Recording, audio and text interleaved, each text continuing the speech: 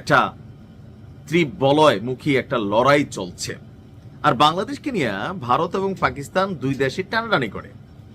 রাজনৈতিক প্রেক্ষাপট পরিবর্তনের সাথে পররাষ্ট্রনীতি কখনো ভারতমুখী কখনো পাকিস্তানমুখী আমাদের দেখা যায়। আওয়ামী লীগ সরকারের সময় 95% পররাষ্ট্রনীতি ছিল ভারতের জন্য, ক্রয় বিক্রয় যে কোনো কিছু ভারতমুখী ছিল।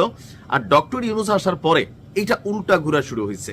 ভারতের সাথে একবারে বন্ধ হয় নাই, তবে পাকিস্তানমুখী অনেক নীতি তৈরি হয়েছে, ব্যবসা বাণিজ্য থেকে শুরু করে অনেক কিছু।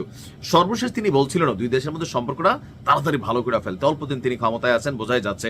তবে যাওয়ার আগে পাকিস্তান থেকে এমন মেশিন নামাইতেছে বাংলাদেশ যেটাতে ভারতের কিন্তু ঘুম হারাম হয়ে যাবে।